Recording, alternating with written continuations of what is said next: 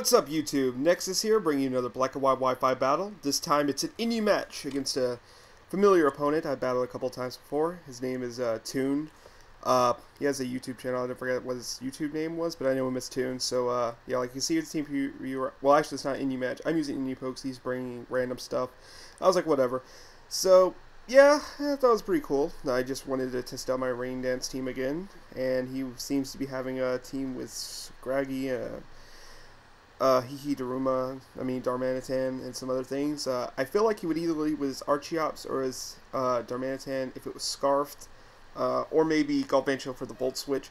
So let's see what he does. I'm going to lead off with my Electro, trying to get up the rain, of course. That's mainly what this team is for. And he's going to lead out with his Darmanitan.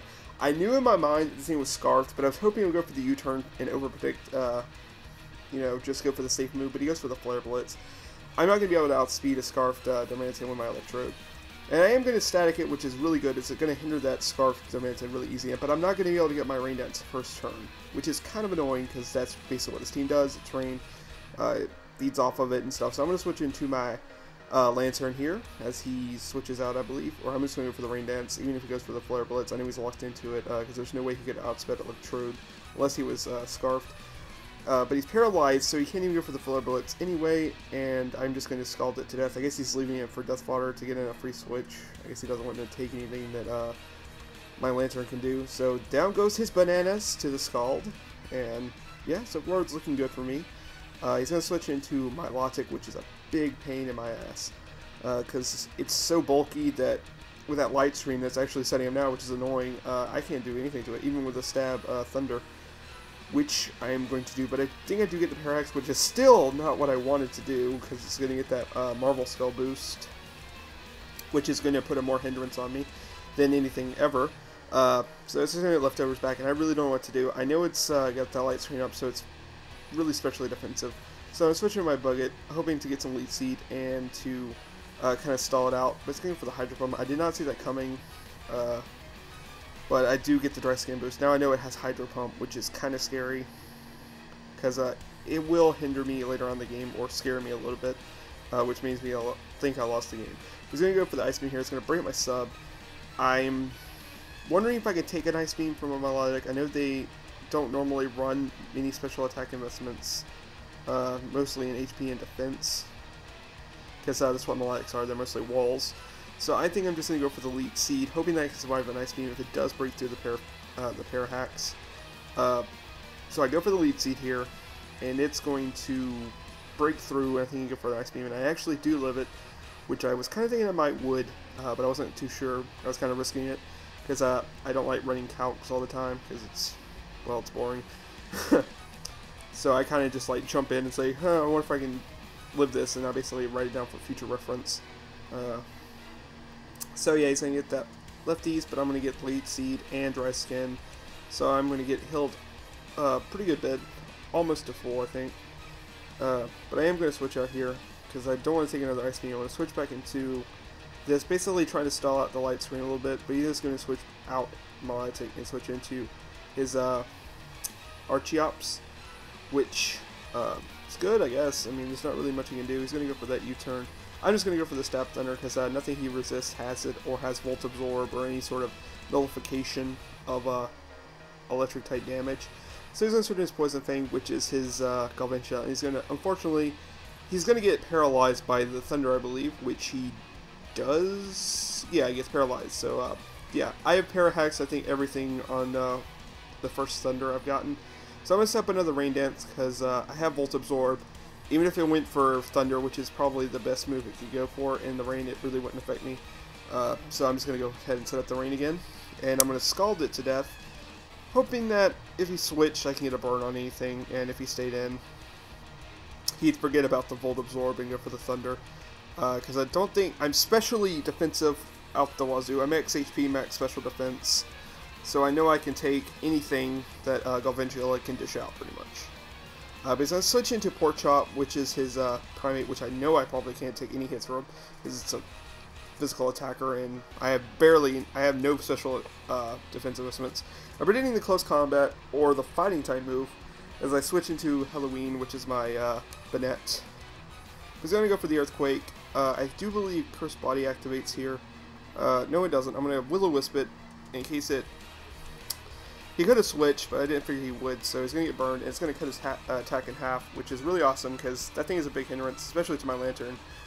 And he's just going to go for the Earthquake again, and I do believe... I know I get a Curse... Yeah, Curse Body activates on this turn, and his Earthquake is disabled. Now I'm just going to finish him off with a Shadow Claw, Adamant, Life Orbed, Max Attack, Shadow Claw, which is going to kill it. Which is awesome, but I'm losing HP, but I do carry Sucker Punch, Shadow Claw, Rain Dance, and Will-O-Wisp on this. So I'm going to go for the Sucker Punch, hoping I'll bring it down at least half, so his Defeatist activates, which it does, and his Acrobatics is not going to do anything to me, which is weird because I don't know what item this thing's running, because Acrobatics usually run Flying Gem, so I don't know what type of Archeops I'm dealing with. Obviously one that's Choice Scarfed, I guess? If it's running Acrobatics, I don't know why it's Choice Scarfed. That's just confusing me, and I digress. That has nothing to do with anything. So I'm going to take it out with a Thunder, and the rain's going to stop, and he's going to switch in his Ghetto-Toad, which is a big problem, because I have nothing for a Scrafty. I mean, this is an NU team. I don't expect to run into Scrafties. At the worst, maybe a Scraggy, but he's going to go for the bulk up here, and I'm like, oh shit. It's going to bulk up. He's probably got really high special defense. But I'm hoping that I can get the Parahax and that he hopefully runs Moxie instead of Shed Skin. So that's my plan. I'm going to go for the Thunder. And I do get the Parahax, but I think it reveals here that his ability is indeed Shed Skin after the Drain Punch, which is really unfortunate for me, as I think this Drain Punch is going to... Well, actually, I take that rather well. Surprisingly well. I guess he has mostly an HP and maybe special defense investments. Because if it was Adamant or anything like that, that would have done a lot more to me, I feel like. So I am going to go for the Skull, hoping for a burn, and hoping that Shed Skin doesn't activate on the next turn. So I can switch into Armaldo and probably try to set up on it. But unfortunately, I don't get the burn, and he gets the Drain Punch, and I die. So that's a sad for me, but it happens. So this Scrafty is sitting on as a big threat to my team right now, and I don't know what to do about it. So I'm switching Swag, which is my Emolga, which is that sexy Beast Go for the Air Slash, hoping that would beat it, because it is Choice Specs, and a Choice Specs Air Slash does not kill Scrafty. Super effective stab does not, it's just annoying. It's going to Ice Punch me, and I was hoping I could live an Ice Punch, but I cannot, and Emolga goes down to the Ice Punch. I mean, what's the use of having an Electric Flying Squirrel if it can't do anything? Can't kill anything. So I'm going to switch into my Bring Rain, which is my Armaldo. Thinking about that range of health, I could probably take it out with the next Scissor. But the problem left is his Milotic, which would easily one-shot my Armaldo in the rain with a Hydro Pump. And also, it has Ice Beam, so it'll kill my Parasect. So I'm going to go for the Sword Stance, banking on the Parahax. But unfortunately, he goes for the Ice Beam, which I was like, if you went for the Hydro Pump, you could have won this game probably. Banking on the fact that you don't get Parahax to death in the end, and Dry Skin will not activate because the rain will eventually stop. But I'm going to finish it off with a Stone Edge here, and that will be good game Toon. I should have brought a better team if I was... Actually, no, that's not good game, but he is going to get paralyzed. Wow, I forgot that thing lived a +2 stab Stone Edge. That is just overpowered right there. That's why Melodic's a bulky beast.